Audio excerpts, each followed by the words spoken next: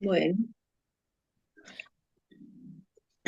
Muy bien. Bueno, buenas tardes. Clase correspondiente al día viernes 30 de mayo de 2025 en el curso Teoría de la Persona 1, que corresponde al tema dignidad de la persona. Vamos a comenzar compartiendo un poquito eh, la pantalla para que podamos ver un poco de qué estamos hablando. Yo quería compartir, viendo si la encuentro a mano o no.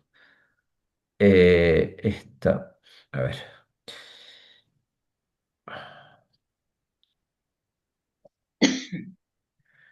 compartir la pantalla del aula virtual. Ya lo voy a hacer en un minutito, que tiene su truco esto. Acá está, ahora sí. Entonces ahí estoy compartiendo la pantalla del aula virtual que, como vemos, bueno, estaba esto ocultado. Con razón, no lo podías ver. A ver, este estaba ocultado, pero bueno, igual ya pudiste entrar porque ya siempre es el mismo enlace. Y tenemos sí. acá este PowerPoint que nos habla de la dignidad de la persona, que es el que vamos a comenzar a desarrollar ahora y ya está compartido ahí para ustedes. Y la tarea, el trabajo práctico que tendremos que hacer. ¿Qué tal, Silvana? Buenas tardes. Entonces, ahí está todo. Buenas tardes. Eh, Esta, les comento, va a ser como la última clase, así con tema desarrollado, porque la próxima clase nosotros vamos a hacer como una especie de síntesis de todo lo que hemos visto a lo largo de todas estas clases. Y también voy a explicar en la clase siguiente, en la clase del viernes que viene, voy a explicar cómo vamos a hacer la evaluación, cómo va a ser el trabajo de evaluación que ustedes van a tener que presentar para poder aprobar el curso, que no se preocupen, va a ser un trabajo que va a ser muy al alcance de la mano, pero que bueno, va a ser necesario para que ya le demos como un cierre, va a haber también suficiente tiempo, ¿no? Como para que uno tenga la oportunidad de elaborarlo tranquilo y hacerlo bien como corresponde. Entonces, este tema sobre la dignidad de la persona va a ser el último tema, podríamos decir así, que vamos a desarrollar como clase teórica, si quieren. ¿M? Entonces, dejo de compartir para pasar a compartir otra cosa, justamente el PowerPoint, la presentación que tenemos sobre la dignidad de la persona. Nosotros entonces la clase pasada habíamos hablado del concepto de la persona y expusimos la definición medieval de Boecio que nos decía que la persona es una sustancia individual de naturaleza racional.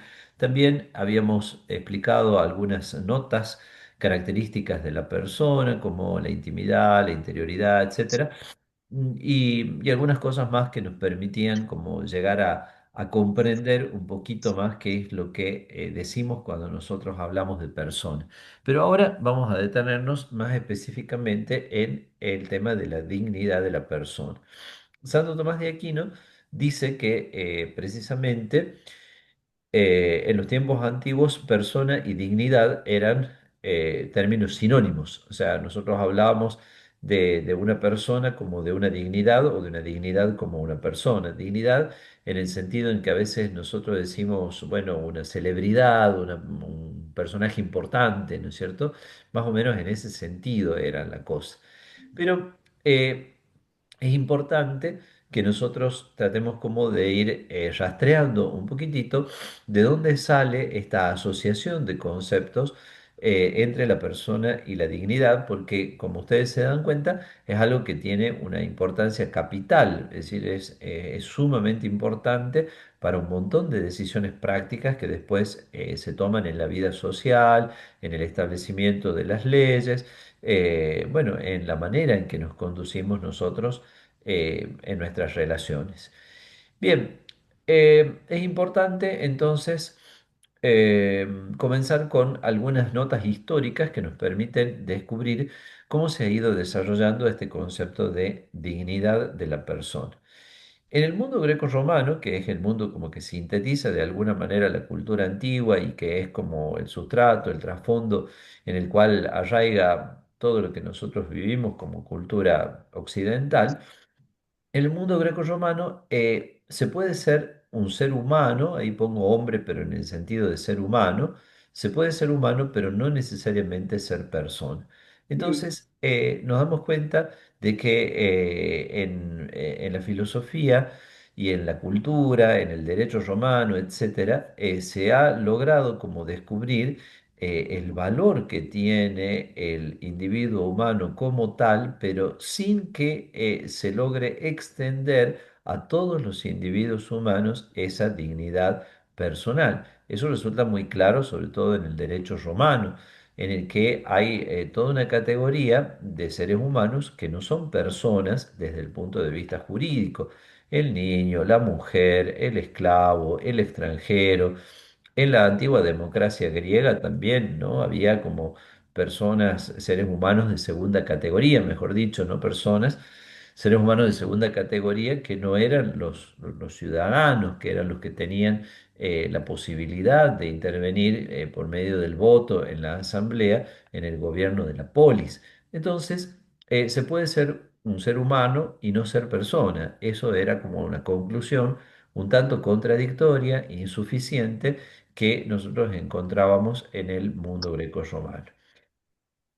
Con la venida del cristianismo, uno de los misterios centrales de la fe es el misterio de la Santísima Trinidad, que se define como un solo Dios, porque hay que mantener la unidad de Dios, pero en tres personas distintas. Llegar a definir claramente con estas palabras cómo es Dios o el misterio de la Trinidad fue una tarea bastante trabajosa para todo el pensamiento cristiano. Se fue acomodando a través de toda una serie de concilios en los cuales, en sucesivas definiciones de fe, que, insisto, llegaron a través de procesos muy trabajosos, se fue tomando conciencia de que siendo una sola la naturaleza divina, y por lo tanto siempre tenemos que afirmar un solo Dios, no obstante, se pueden y se debe afirmar tres personas distintas. El concilio de Nicea, que se celebró en el año 325 y que en este año está cumpliendo los 1700 años de su celebración, eh, formuló un credo en el cual se dice que el Hijo es consustancial al Padre y por lo tanto son dos personas pero de la misma naturaleza.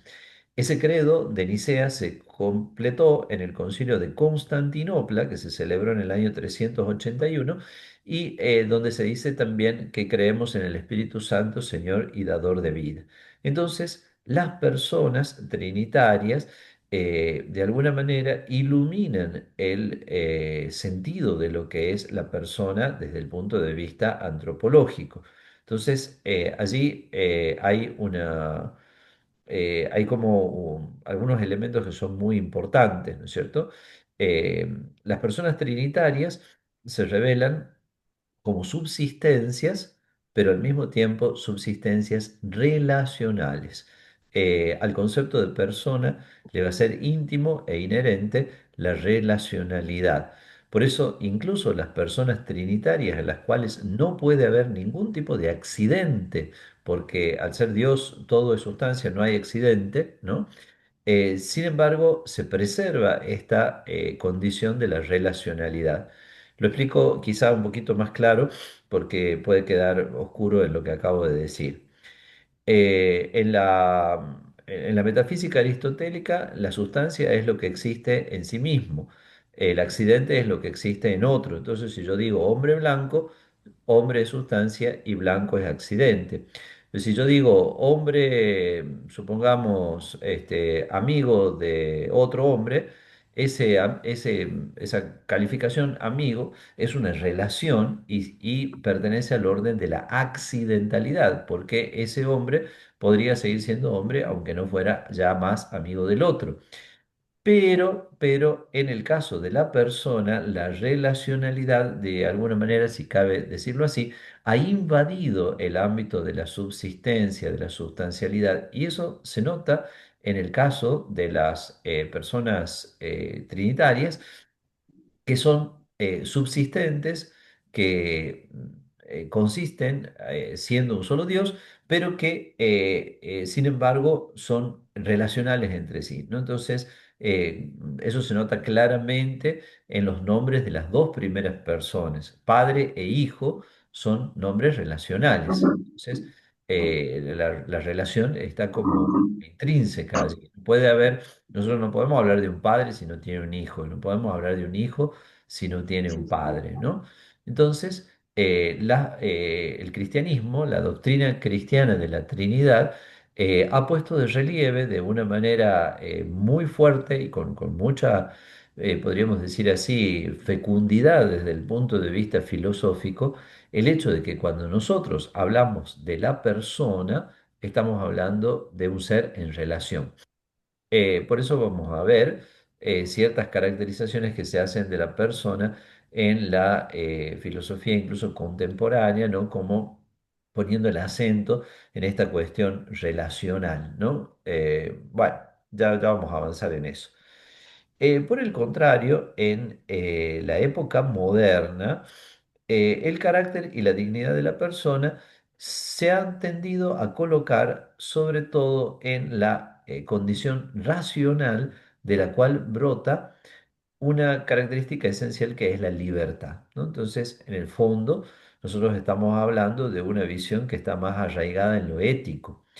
No es mala esta caracterización de la modernidad, pero quizá está un poquito eh, afectada de un riesgo, y es que si nosotros colocamos la esencia de la condición personal en la racionalidad y en la libertad, tendencialmente vamos a volver a retroceder a lo que pasaba en el mundo grecorromano, porque hay muchas personas que no gozan del uso de la razón o de un pleno uso de razón y no tampoco gozan de la posibilidad de ejercitar su libertad. Pensemos en los niños, pensemos en los no nacidos, pensemos en las personas que tienen alguna discapacidad de tipo mental o alguna imposibilidad de utilizar su razón.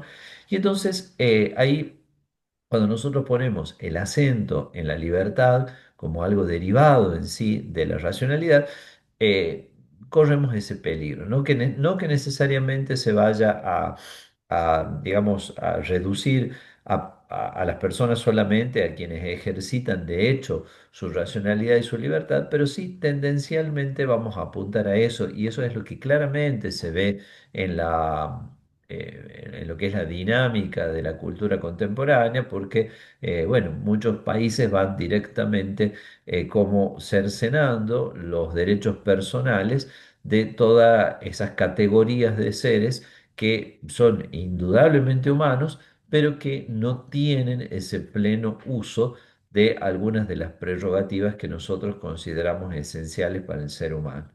Entonces, por eso se suele decir, va a aparecer un poquito más adelante también, que la toma de conciencia de la condición personal de todo ser humano corresponde, de alguna manera, ha sido potencializada, ha sido como puesta de relieve por el cristianismo. El misterio de la Trinidad, como decíamos, es uno de los misterios centrales de la fe cristiana, pero el otro misterio también central, donde aparece utilizado en este sentido tan preciso el concepto de persona, es el misterio de la encarnación. El Hijo de Dios se hace hombre y la fe define en los concilios de Éfeso y de Calcedonia que se trata de una sola persona divina que subsiste en dos naturalezas, la naturaleza humana y la naturaleza divina. Con esto se asegura, por un lado, la unidad de Cristo, es un solo Cristo, una sola persona, pero al mismo tiempo eh, siendo plenamente divino como es, también es plenamente humano porque tiene la naturaleza humana, porta la naturaleza humana y por lo tanto esa persona divina ejercita naturalmente todo lo que le corresponde a un ser humano. Entonces, la persona como principio de unidad, en este caso, de Cristo, ¿no? Entonces, con esos dos con esos dos usos teológicos, podríamos decir así, que hace el cristianismo, se ha dado como un gran desarrollo al concepto de la persona. Pero bueno, si nosotros ya comenzamos como a desarrollar un poco más lo que veníamos expresando anteriormente, debemos decir que la persona es un fin en sí misma. Vale decir que la persona implica una dignidad, un valor que de alguna manera es absoluto. Ya vamos a explicar esto del absoluto. Entonces, la persona implica una dignidad y por eso nosotros decimos que no es susceptible de manipulación. Cualquier otro ser que no sea persona puede ser manipulado legítimamente dentro de unos ciertos límites, podríamos decir así, ¿no es cierto? Entonces nosotros, todo lo que existe en la naturaleza, podemos utilizarlo para nuestro beneficio, por supuesto teniendo en cuenta los límites esenciales que tenemos que tener en cuenta para no dañar la naturaleza y para que, como se suele decir, la casa común pueda permanecer en buenas condiciones incluso para las generaciones venideras. Pero la persona es el único ser que no es susceptible de manipulación. O sea, de hecho puede ser manipulada, pero eso es una violación a su dignidad personal. Y por eso un filósofo español que se llama Javier Zubiri, ¿no? Voy a poner acá su nombre para que se lo vea, ¿no?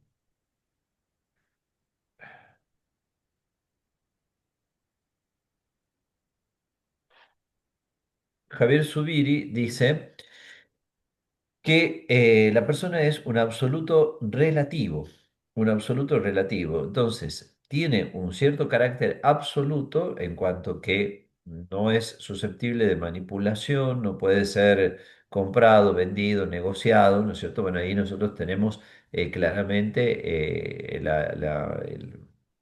carácter inmoral que tiene la esclavitud y también la trata de personas, que lamentablemente es como una especie de forma moderna de esclavitud que existe, ¿no? Entonces la persona tiene un carácter absoluto, pero al mismo tiempo la persona es un absoluto relativo, como dice Zubiri, porque siempre es referencial. La persona siempre implica como una referencialidad. Y esa referencialidad, la primera y más evidente referencialidad, es la referencialidad a los otros, ¿cierto? A las otras personas. La persona no puede vivir ni subsistir sin la presencia de los otros. No puede eh, desarrollar su vida sin los otros, no solamente desde un punto de vista material, por el hecho de que la persona necesita de los otros, bueno, porque nos ayudamos mutuamente en la vida social, en todas las condiciones materiales de la existencia, sino también por el hecho de que la persona solo logra desplegar plenamente su condición en la relacionalidad. Y ahí tienen ustedes incluso como una fuerte eh, eh, consecuencia de esto de la revelación de Dios como Trinidad de personas, porque incluso en el mismo Dios, que un ser más absoluto que Dios es imposible pensar, ¿no? Incluso en Dios la persona implica relatividad, implica referencia, relación, ¿no? Entonces ahí vemos que el ser personal en sí no puede estar exento de la relacionalidad. Por eso, absoluto relativo. Una referencia siempre a los demás. Como dicen los filósofos personalistas, no se dice yo sin un tú, ¿no? Y si a veces nosotros en el horizonte de la ética hablamos de una ética de la primera persona, en el sentido de que ponemos al sujeto como protagonista de su propia vida, como el que le da curso a la narrativa de su propia biografía personal, ¿no? También hablamos de una ética de la segunda persona que es muy interesante, sobre todo en algunos pensadores que han actuado en la época de la Segunda Guerra Mundial y que tenían un poquito ante sus ojos toda la problemática de los campos de concentración y de las violaciones de la dignidad de las personas, etcétera. Bueno, ellos dicen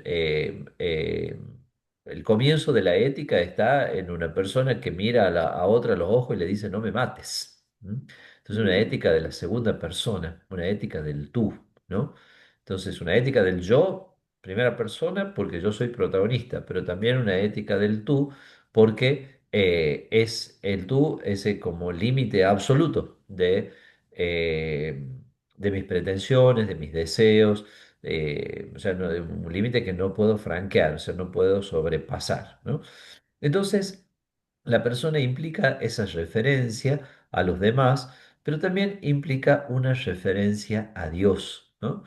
Y esto, si bien nosotros lo podemos decir, bueno, estamos incursionando ya en un terreno teológico revelado, el Concilio Vaticano II tiene una frase muy hermosa que el Papa Juan Pablo II citó infinidad de veces, que es, el hombre es la única criatura que Dios ha amado por sí misma, o sea que tiene como un amor especial y personal al ser humano. Pero la frase concluye así: el hombre, única criatura que Dios ha amado por sí misma, no encuentra su plena realización si no es en la sincera entrega de sí mismo. Entonces, en una palabra, el ser humano hecho para ser amado y para amar, ¿no? Entonces, eh, más allá de que efectivamente encuentre la posibilidad de ser amado en su relación con las demás personas, que a veces por ahí lamentablemente no la encuentra, nosotros nos damos con un mundo muy individualista y muy egoísta en el que muchas personas quedan solas y no reciben el aprecio, el afecto, el cariño de los demás. Bueno, más allá de que sea o no amado por los otros, que esperemos que siempre encuentre a alguien por lo menos que lo ame, siempre en última instancia es amado por Dios, ¿no? Entonces, la visión de la persona como absoluto relativo, por esa referencia a Dios y a los demás, es importante, ¿no? Es parecida a una visión que tiene también Víctor Frank, ¿no? Víctor Frank dice que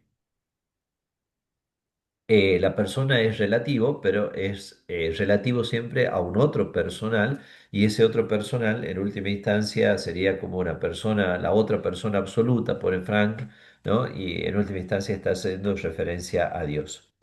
Bueno, esto de que la persona sea un fin en sí misma, tenga una dignidad, sea un absoluto guión relativo, ¿qué consecuencias tiene para un tema que es bastante complejo y difícil, que es el de la relación entre la persona y la sociedad? Hay como acá una problemática. A veces uno puede pensar, la persona es simplemente una partecita de la sociedad, es como un átomo de la sociedad, es como si yo tuviera, no sé, un rompecabezas y la persona es una pieza más dentro de la sociedad. Entonces, si nosotros llevamos esta concepción al extremo, vamos a terminar por perder la dignidad de la persona y van a aparecer todos los regímenes totalitarios de índole socialista, ¿no? y comunista, que sacrifican a la persona y a su libertad en aras de el supuesto bien de todo el cuerpo y el conjunto social. Pero también nosotros podríamos pasar a la posición contraria, digamos, al otro extremo del péndulo, y decir, la sociedad es simplemente un recurso del que se vale la persona, como dicen los liberales del siglo XVIII, XIX. Bueno, uno no puede proveerse a sí mismo de la carne, la verdura, el pan, no sé, la- la vestimenta, etcétera, todas las cosas que necesita. Entonces, bueno, le hace falta a la sociedad, pero la verdad que a la sociedad le hace falta por una especie de fin, de finalidad utilitaria. O sea, si yo pudiera proveerme todo eso por mí mismo, la verdad que no necesitaría verle la mala cara al carnicero, al verdulero, al almacenero, ¿no es cierto? Que tienen una cara no sé, que me da disgusto, ¿no? Entonces, bien, entonces es como que la sociedad fuera simplemente una especie de medio para la persona que es el absoluto. También este tipo de visión es equivocada, y es la visión que en última instancia defiende el liberalismo en sus formas más extremas. Entonces, como esto de la persona y su dignidad tiene una cierta complejidad, por eso hablamos de un absoluto guión relativo, o sea que la persona por un lado es absoluta, pero por otro lado es relativa y es relacional. Entonces, si yo les digo a ustedes, ¿qué vale más, la persona o la sociedad? Bueno, no hay una respuesta así unívoca. Nosotros tenemos que matizar. En algunos aspectos la persona vale más que la sociedad. Yo no puedo sacrificar a una persona a la sociedad. No puedo violentar la dignidad o la integridad de una persona por una supuesta finalidad social, ¿no? Como hacen los regímenes socialistas. Pero tampoco, si yo digo que es más la persona o la sociedad, bueno, tampoco puedo decir, bueno, no, la persona es más que la sociedad y entonces la sociedad en el fondo no importa nada. Si yo puedo realizar mis fines eh, y como tengo muchos medios, muchos recursos, los realizo perfectamente a mis fines sin ningún problema, entonces la sociedad no me importa nada y sobre todo no me importan nada aquellos que en la sociedad tal vez no tienen las mismas posibilidades que yo. Entonces, en un sentido, la persona trasciende a la sociedad, en otro sentido, la persona está ordenada a la sociedad y tiene que servir a la sociedad. Tener en cuenta estas cosas permite como quizá resolver mejor a veces algunos debates. Ustedes seguramente en estos momentos, espero que sí, porque si no sería que no lo están entendiendo, le estarán haciendo eco en la cabeza algunos debates a veces que hay en el ámbito político, ¿no? De Mm, algunos que dicen, bueno, que el Estado tiene que estar más presente y otros dicen que el Estado mejor que no exista, que cuanto menos exista mejor, etcétera. Bueno, entender esto yo creo que nos ayuda a tomar una posición equilibrada en este tipo de consideraciones. Insisto, en un sentido, ¿la persona es superior a la sociedad? Sí, porque yo no puedo convertir a la persona simplemente en un átomo de la sociedad, en una piecita más del rompecabezas que no tiene dignidad por sí misma. En otro sentido, ¿la persona está al servicio de la sociedad? Sí, porque yo tampoco puedo elevar tanto a la persona que la convierta a la persona en una especie de, no sé, de Dios absoluto, ¿no? Que pone a su servicio todo lo demás y que solo piensa en su bienestar individual. Entonces, acá hay como todo un tema de reflexión que es muy importante y que a veces no se logra resolver, o sea, los filósofos no siempre lo logran resolver adecuadamente, ¿no? Yo les puse un texto de Munier, creo, no sé si habrán mm, podido hacer el trabajo sí, práctico sí, de la clase anterior, donde, si bien es un muy buen texto, ya en la misma pregunta que yo les colocaba abajo era como decir, bueno, a ver, alguna crítica a este texto, quizá Munier exalta tanto a la persona que se le va un poquito la mano y pierde el sentido de la sociedad, así como otros exaltan tanto el valor de la sociedad que pierden un poquito el sentido de la libertad de la persona. Bien, entonces acá ya tenemos más o menos planteado el tema y nos damos cuenta de que hay que alcanzar como algunos equilibrios muy delicados, ¿no es cierto? Entonces la persona, esto de la relacionalidad es sumamente importante. También me permito acá otra pequeña, si quieren, inciso teológico. El Papa Francisco, en la encíclica sobre la ecología, lamentablemente mal y parcialmente leída por algunos que no le prestan atención a todo lo que dice allí Francisco, ¿no? En encíclica de la ecología tiene una frasecita que le repite a cada rato, que es todo está conectado, todo está conectado. Entonces, pero también habla, un poco en relación con ese todo está conectado, habla de la relación de la persona consigo misma, con Dios, con sus semejantes y con la naturaleza, ¿no? Cuatro relaciones fundamentales que hacen que la persona pueda articular de manera adecuada su propia existencia, consigo misma, con Dios, con los demás y con la naturaleza, ¿no? Entonces, bueno, tiene mucho que ver con esto que venimos diciendo. Lo ideal es descubrir que las personas en el orden social realmente se necesitan unas a otras y pueden conseguir maravillosos resultados unas unidas a las otras, siempre y cuando que eso no signifique un avasallamiento o un reduccionismo de su condición personal a los intereses de una mayoría o del cuerpo de toda la sociedad, ¿no? Bien, dicho esto, podemos avanzar un pasito más y decir que la dignidad de la persona es una perfección intrínseca y constitutiva. Vale decir, la dignidad de la persona es algo que no le sobreviene por el hecho de que se le otorgue alguna ley, alguna constitución, alguna declaración internacional de derechos, etcétera, ¿no? Entonces, ahí, bueno, si tenemos la oportunidad de seguir los cursos de ética que vendrán en una teoría de la persona, no me acuerdo si es, no es la 2, creo que la 3, ¿no? Eh, Vamos a poder ver seguramente el tema de la ley natural, que se relaciona mucho con los derechos humanos y también con este tema de la dignidad. Bueno, es importante darnos cuenta de que no es porque haya alguien hecho una declaración de derechos humanos que nosotros podemos decir, bueno, existe la dignidad de la persona o existen los derechos humanos, sino que es algo intrínseco y constitutivo, que le es inherente por el solo hecho de participar de la naturaleza humana. Esa dignidad de la persona hace que la persona sea un valor en sí misma y no pueda ser instrumentalizada. No puede ser instrumentalizada.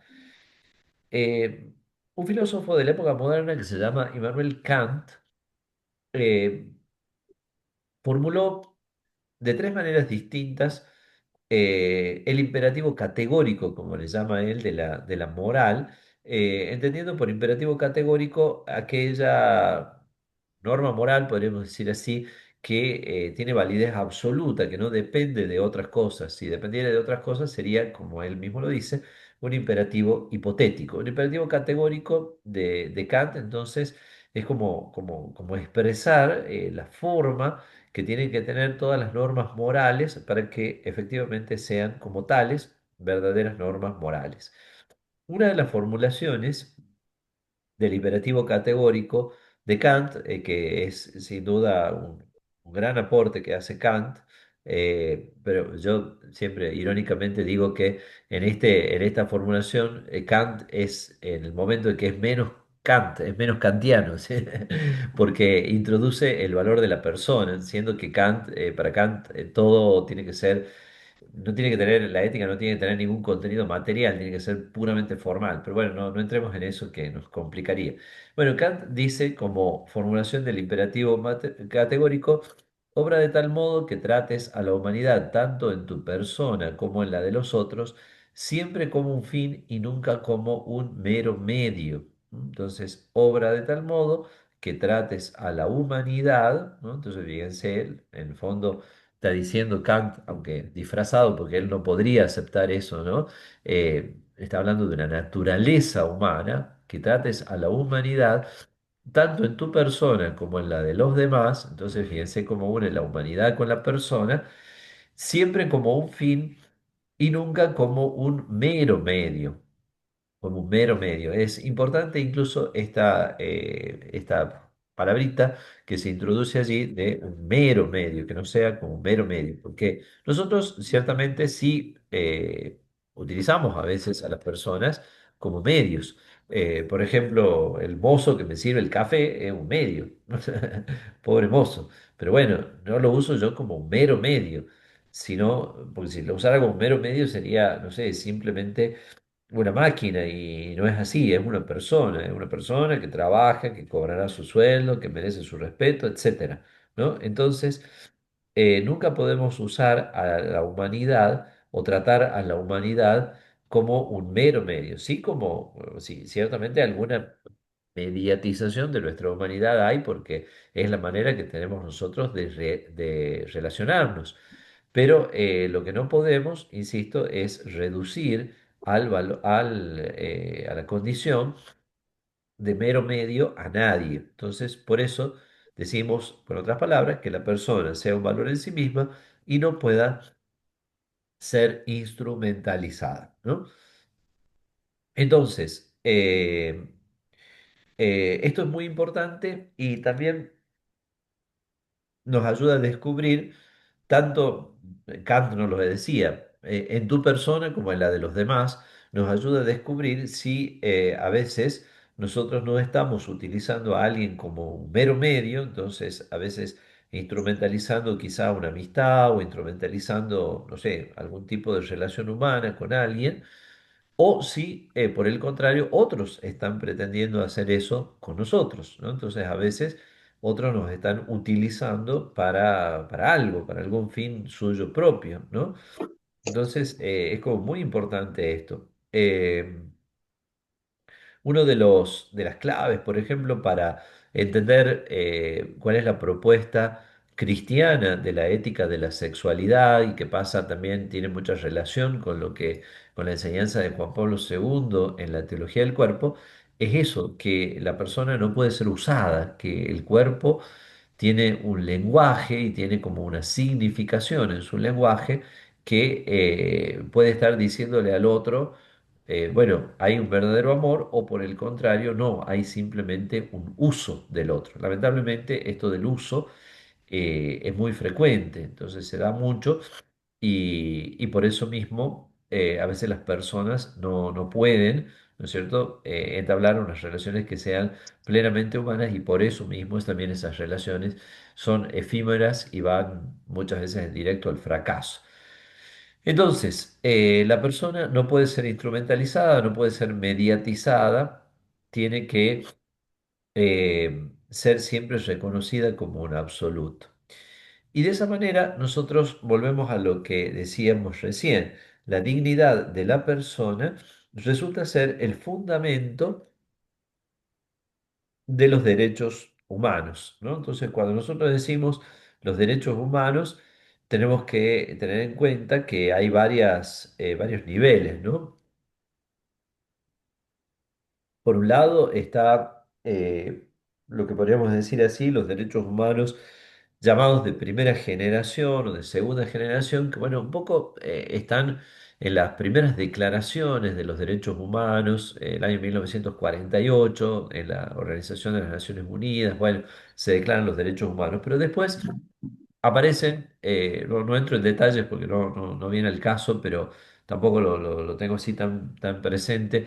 Pero cuando vienen algunas declaraciones de derechos humanos que ya se hablan de tercera generación o de sucesivas generaciones de derechos humanos, ya empiezan como a aparecer ciertas falacias y se empieza como a reivindicar como derecho humano cosas que son más bien deseos o impulsos personales, individuales o de ciertos grupos, pero que no son verdaderos derechos, ¿no? Bueno, a veces todo lo que es el universo de la ideología de género está muy militante en ese tipo de derechos que no son verdaderos derechos en última instancia, ¿no? Pero los verdaderos derechos, que son el derecho a la vida, el derecho a la integridad, el derecho a la alimentación, a la vestimenta, a la educación, al trabajo, a la salud, ¿no? Esos claramente se fundamentan en la dignidad de la persona. Y por eso mismo que decimos, y esto también casi en alguna manera podría funcionar como una prueba de la existencia de Dios, cada persona es irrepetible e insustituible. Eh, los seres humanos normalmente o sea, quiero decir, cuando nosotros hacemos algo, nos repetimos, ¿no es cierto? Es decir, el cura predica más o menos siempre la misma homilía, el profesor da la misma clase y no sé, y el artista compone una pieza musical bueno, que es parecida a muchas otras que ya compuso antes, ¿no? Eh, los seres humanos somos creadores solo hasta un cierto punto, no somos verdaderamente creadores. Dios sí es verdaderamente creador y eso se ve en la irrepetibilidad de las personas y eso es lo que hace que sea tan fuerte a veces la experiencia de la pérdida de una persona cuando se nos muere un ser querido, ¿no? Uno dice, bueno, no sé, un hombre pierde un hijo, bueno, podrá tener otro, sí, claro que podrá tener otro, pero nadie le va a reemplazar al hijo que ha perdido. Un hombre o una mujer quedan viudo, viuda, ¿no? Bueno, ¿Se podrá casar de nuevo? Sí, pero nadie le va a reemplazar exactamente al cónyuge que ha tenido, ¿no? Cada persona es irrepetible, insustituible, ¿no?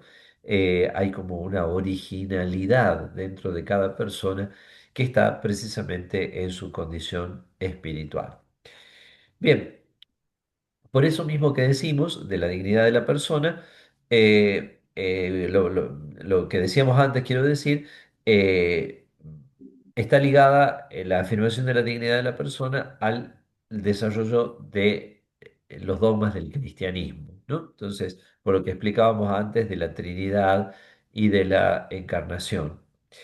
En esto es importante, ¿no? Tener en cuenta también las enseñanzas de la historia, porque por ahí, si nosotros suprimiéramos lo que el cristianismo nos ha enseñado, como lamentablemente a veces se quiere hacer en algunos ámbitos laicistas de Europa, como desconociendo las raíces cristianas que tiene Europa y demás, bueno, nosotros no tendríamos cómo explicar cómo hemos llegado, ¿no?, a esta concepción de la dignidad de la persona, sobre todo porque en muchas otras culturas, no solo que en algunas culturas primitivas se haya dado bueno, una falta de respeto a la dignidad de las personas, también a veces en algunas culturas cristianas se ha faltado el respeto a la dignidad de las personas, pero no solo por eso, sino también por el hecho de que en muchas otras culturas, sobre todo en las culturas de tipo, las culturas orientales, muchas veces la humanidad se disuelve. La humanidad cuando llega como a algún tipo de más alta contemplación o unidad con Dios, etcétera, termina disolviendo la individualidad personal, ¿no? Entonces, a veces eso es lo complicado, ¿no?, de utilizar ciertas técnicas que son propias de la espiritualidad oriental, querer a veces como mezclarlas o combinarlas con el cristianismo. El cristianismo, a pesar de que el hombre es muy, muy chiquitito frente a Dios, es siempre el hombre con Dios. Es decir, yo te he elegido, tú eres mi hijo, ¿cierto? Entonces, es muy importante eso también tenerlo en cuenta. Bueno, aquí en este punto he introducido algunas notas de antropología teológica para también tener en claro que en esto por ahí hay algunas cosas que la antropología filosófica moderna no tiene en cuenta de manera especial y entonces por eso como que genera una confusión. La antropología teológica te dice que el ser humano está como en un triple o ha estado en tres estados distintos. Simplemente el estado más básico y fundamental es el estado de la creación, hecho por Dios a su imagen y semejanza, no tiene el ser por sí mismo, o sea, no viene de sí mismo, ya ahí hay una primera relacionalidad de la persona. Y también ese ser humano participa de una naturaleza y la naturaleza es como el proyecto que tiene que cumplir, eso lo veíamos un poquito en la clase pasada. Pero en segundo lugar, la concepción cristiana es una concepción que reconoce una situación histórica de caída. Nosotros podemos sonreírnos frente al relato del pecado original, la viborita, el árbol, la manzana y el hombre y la mujer en un jardín desnudos, ¿no es cierto? Pero detrás de toda esa simbólica hay como la constatación de un hecho que ha dañado la naturaleza humana y produce una serie de consecuencias, el pecado original y sus consecuencias, la enfermedad, el dolor, la muerte, la inclinación al mal. Nosotros podemos decir, bueno, usted acá está introduciendo algo que es propio de la revelación cristiana. Sí, pero también es necesario tener en cuenta que la reflexión filosófica no puede desconocer que hay como un quiebre, digamos así, en la condición humana. O sea, por un lado, el hombre, y esto lo expresa muy bien el Concilio Vaticano II en el documento en que más dialoga con el mundo contemporáneo, que es Gaudium et Spes. Eh, por un lado, el ser humano aspira a lo mejor, a lo óptimo, a lo más grande, es capaz de las cosas más grandes y maravillosas, pero por otro lado, el ser humano es capaz de lo peor también, ¿no? Y está sometido a un montón de condicionamientos, de limitaciones, desde las más físicas, la enfermedad, el dolor, la muerte, como hasta las más complicadas, digamos, porque afectan lo más profundo de su condición ética, que es el mal, ¿no es cierto? El ser humano es capaz de producir tremendos males. Eh, no sé, decían algunos de los padres antiguos, bueno, no hay ningún ser en la naturaleza que destruya a sus semejantes como lo hace el hombre, ¿no? Posiblemente algunos seres de la naturaleza sí se pelean, algunas especies de la naturaleza seguro que se pelean entre sí, ¿no es cierto? Pero como lo hace el hombre, e incluso con toda una inmensa capacidad de destrucción, gracias a los medios tecnológicos que él mismo ha creado, bueno, nadie, ¿no es cierto? Ningún otro ser de la naturaleza. Pero ese hombre creado por Dios a su imagen y semejanza, caído por el pecado, está redimido, está transformado por la gracia de Cristo que lo lleva a vivir una vida nueva. ¿Por qué digo esto? Porque muchas veces cuando los pensadores modernos que hablan sobre el hombre piensan en el hombre, toman como naturaleza humana, por así decirlo, constitutiva, lo que nosotros llamamos el hombre caído. Entonces te va a decir, el hombre es naturalmente egoísta, el hombre es naturalmente, no sé, un cúmulo de deseos que busca satisfacer a toda costa, el hombre es naturalmente agresivo, el hombre... Y claro, es decir, si nosotros desconocemos este marco teológico que estamos poniendo acá, y bueno, que ciertamente la filosofía moderna muchas veces se quiere emancipar de todo eso, entonces no le lleva el apunte a todo este marco teológico.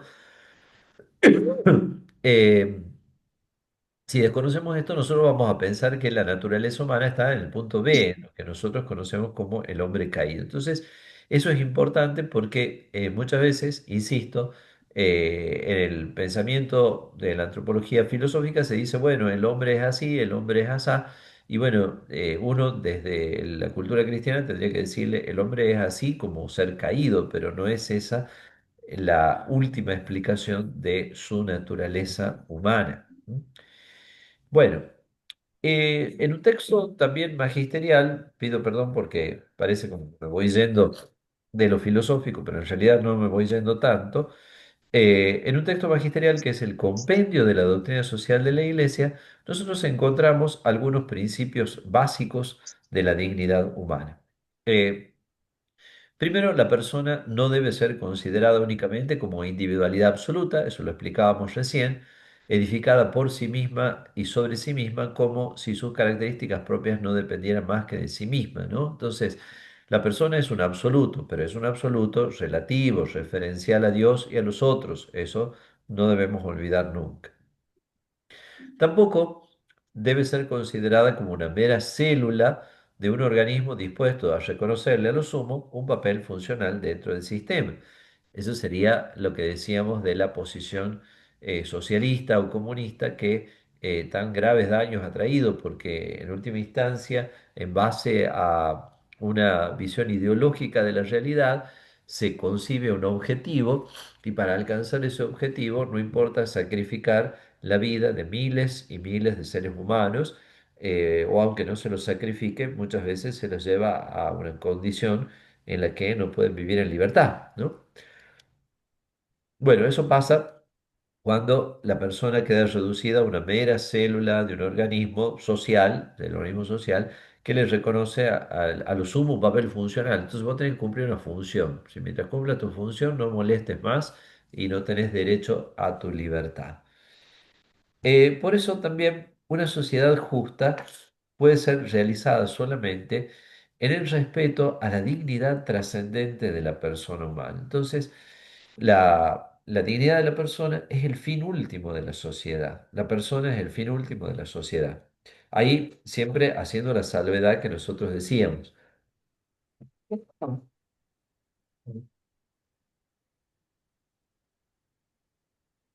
Perdón. Entonces, haciendo la salvedad que decíamos, que es que tampoco la sociedad es como un simple medio, como si dijera yo soy un pequeño Dios, que me valgo de todo, ¿no es cierto? De la sociedad también me sirve porque me aporta muchas cosas, pero en última instancia yo soy un pequeño Dios que soy el fin último de mí mismo, ¿no? ¿No es cierto? Entonces, la dignidad de la persona es el fin último de la sociedad. La sociedad se tiene que ordenar a promover esa dignidad, pero esa dignidad de la persona no puede darse sin el ejercicio efectivo de su relacionalidad. En ningún caso la persona puede ser instrumentalizada para fines ajenos a su mismo desarrollo. Bueno, eso ya un poco es lo que hemos dicho. Y fíjense este último puntito, el 134: los auténticos cambios sociales son efectivos y duraderos solo si están fundados sobre un cambio decidido de la conducta personal. Por eso es tan importante la educación. Los seres humanos somos los únicos seres que podemos ser educados y no meramente amaestrados. Y un cambio social no se va a dar simplemente por una ley o por unas decisiones autoritarias de gobierno, ¿no? Sino que tiene que persuadir a la persona, tiene que poner los valores en el horizonte de la persona para que la persona pueda optar de verdad por esos valores y pueda llevarlos a cabo, ¿no? Entonces, ustedes saben que para llevar a la gente a un buen objetivo, ¿no? No es suficiente con el hecho de que yo, bueno, no sé, les ponga como una zanahoria delante del carro para ver que, es decir, con una especie de cebo los convenza porque les voy a dar plata, porque les voy a dar, no sé, pan y circo, porque les voy a dar algo, ¿no? Sino que la vida social va a cambiar cuando cambie la conducta personal, cuando la persona descubra la verdad y el bien y pueda seguirlos. Y por eso terminamos con esto. Hay que subrayar dos tipos de dignidad de la persona. La dignidad ontológica se basa en el ser mismo de la persona y en su naturaleza. No la da ninguna ley ni disposición humana. No puede disminuir ni perderse. Entonces, la dignidad ontológica es lo que hace que hasta el peor delincuente del mundo tenga derecho, no sé, a un juicio justo, a condiciones de trato justas. Hasta la peor persona del mundo, uno tiene que poder darle la mano, sin alusiones a ningún hecho más o menos Sí. reciente que sucedió en la Argentina, ¿no? Ah, Eh, sí. entonces, la dignidad ontológica no se pierde nunca, ¿no? Puede ser la peor persona del mundo, sigue teniendo dignidad. La dignidad moral, por el contrario, la da la conducta recta de la persona y las cualificaciones morales que ella adquiere. Entonces, la dignidad moral ya sí depende de la conducta. Si la persona lleva una mala conducta desde el punto de vista moral, pierde su dignidad. Supónganse una persona, bueno, comete una serie de ilícitos, es llevada a un juicio justo y en el juicio justo la condenan a prisión y bueno, pierde su libertad. Y es legítimo que pierda su libertad. Así está establecido por las leyes, así está establecido por las normas que nos gobiernan. Entonces, una persona, supongamos, no sé, comete algún tipo de delito o lo que sea y pierde también, supongamos, el derecho a ejercitar un determinado cargo público. Bueno, si está así establecido por ley, tiene sentido, porque en ese caso ha perdido la dignidad moral. Entonces la dignidad moral puede disminuir o puede perderse. Es muy importante esta distinción. La dignidad ontológica siempre nos lleva al respeto, a las condiciones dignas de trato, incluso al peor delincuente. Nosotros, si el delincuente, no sé, mató a golpes a alguien, nosotros no lo podemos matar a golpes a él, aunque muchas veces, lamentablemente, en la sociedad se hace ese tipo de justicia fácil o de justicia por mano propia, como se dice. En cambio, la dignidad moral aumenta o disminuye. Depende de nuestra conducta y, como dice allí, justifica los premios o sanciones que establece la sociedad. Hay un documento, a ver si lo puedo mostrar ahora. No creo que lo pueda mostrar, tendría que tenerlo a mano. Acá está. Vamos a ver.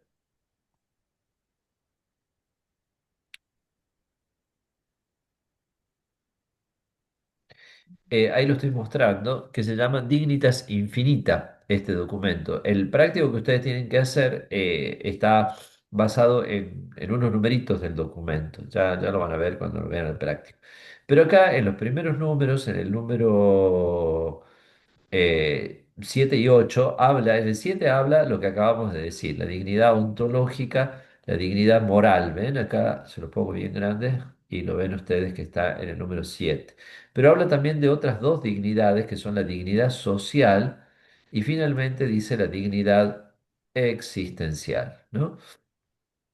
La dignidad social se refiere a las condiciones de vida que nosotros necesitamos para llevar de verdad una vida digna. La dignidad existencial tiene relación con algunas condiciones que ya no son tanto socioeconómicas, sino sobre todo, podríamos decir así, no cabe otra palabra, existenciales, como por ejemplo la amistad, los vínculos, no sé, la paz, bueno, la salud, ¿no? Eso se ha notado mucho en la pandemia, ¿no? En la pandemia muchas personas han experimentado como una grave disminución de su dignidad existencial, porque uno podría decir, bueno, usted tiene plata para comprar comida, sí, tiene, no sé, conexión a la televisión, al cable, internet, sí, bueno, entonces quédese encerrado durante un año y no haga nada y comuníquese solo por la pantalla. Bueno, y las personas se deprimieron, los jóvenes se deprimieron mucho, bueno, hubo toda una serie de consecuencias que todavía tendríamos que estar evaluando mucho más, ¿no? Bueno, entonces, este documento traten de leerlo entero, es decir, me parece que es muy importante, salió en el año pasado, en 2024, hace un año más o menos, en abril creo que de 2024, y bueno, sí hay unos puntitos específicos que tienen que leer para hacer el práctico. Bueno, Muy bien. Bueno, entonces, si Dios quiere, la próxima clase vamos a hacer como una recapitulación de todo, que incluso pueden surgir por ahí dudas y un poquito más dialogada la clase, porque ya no vamos a desarrollar ningún tema nuevo. Y ahí les explicaré también cómo vamos a hacer el trabajo final. bueno, padre, gracias. Bueno, gracias por la Gracias, presencia y padre. por la atención y nos estaremos viendo si Bueno, Dios quiere en cualquier gracias a ratito. usted. Bueno, gracias, Hasta hasta luego. luego. Gracias, hasta luego.